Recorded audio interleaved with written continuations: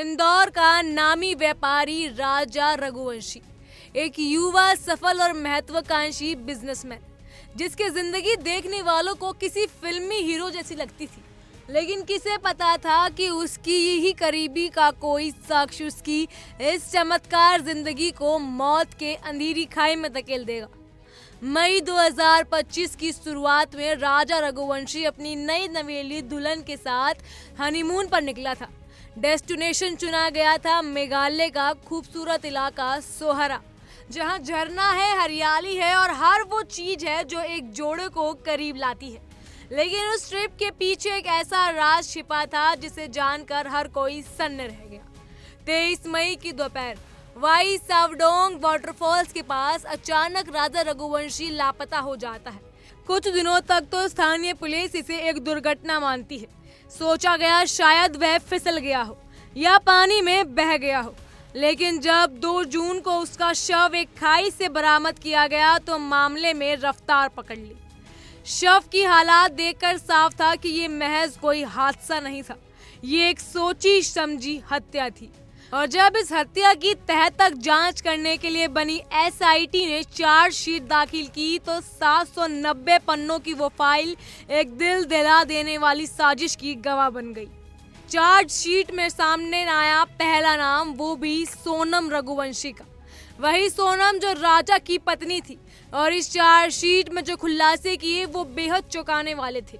सोनम शादी से पहले ही एक शख्स राजा खुशवा के साथ प्रेम संबंध में थी। इतना ही नहीं, वो शादी के बाद भी उसे लगातार संपर्क में रही थी। पुलिस ने जब कॉल रिकॉर्ड्स, चैट्स और ट्रैवल हिस्ट्री की जांच की तो तस्वीरें साफ होती गई। राजा और सोनम की शादी को सिर्फ 12 दिन हुए थे, लेकिन शादी के तुरंत बाद ही सोनम और राज ने मिलकर राजा की हत्या की योजना बनानी शुरू कर दी थी।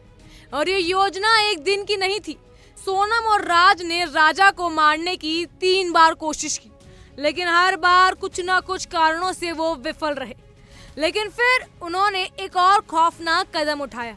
3 भाड़े के हत्यारे विशाल सिंह चौहान, आकाश राजपूत और आनंद कुर्मी को मध्य प्रदेश से संपर्क करके बुलाया गया।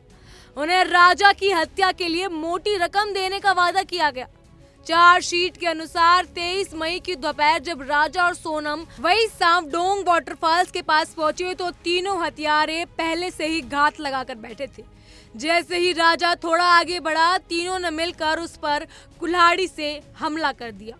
राजा मदद से चीखता रहा, लेकिन सोनम जो उसकी पत्नी होने का दावा करती थी, चुपचाप वहीं खड़ी सब देखती रही, बिना कोई विरोध किए।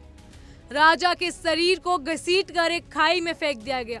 तीनों हत्यारे उसी रात वापस भी निकल गए और अगले दिन सोनम ने पुलिस के सामने एक मासूम सी पत्नी बनने की कोशिश की। उसने कहा कि राजा फिसल गया और कहीं गिर गया।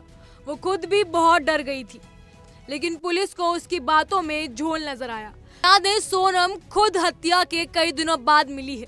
वो खुद कहीं गायब हो गई थी। जांच जैसे जैसे आगे बढ़ी, सोनम के फोन से राज की लगातार लोकेशन मैच होती रही।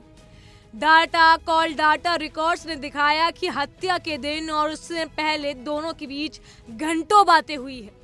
इसके बाद एसआईटी ने तेजी से कार्रवाई करते हुए सोनम, राज खुशवा और तीनों भाड़े के हत्यारों को मध्य प्रदेश और उत्तर प्रदेश से गिरफ्तार कर लिया गया। चार्जशीट में दर्ज है कि कैसे इन 5 लोगों ने एक निर्दोष व्यक्ति की हत्या की।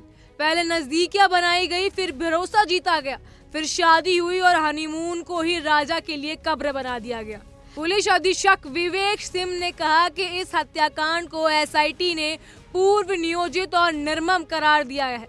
790 पन्नों की चार्जशीट में हर चैट, हर कॉल, हर कदम का दस्तावेजकरण है।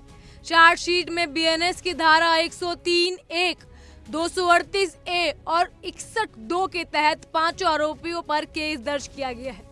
इनमें हत्या की साजिश, हत्या में सम्मिलितता और किराए के हथियारों को शामिल करने जैसे गंभीर आरोप लगाए हैं।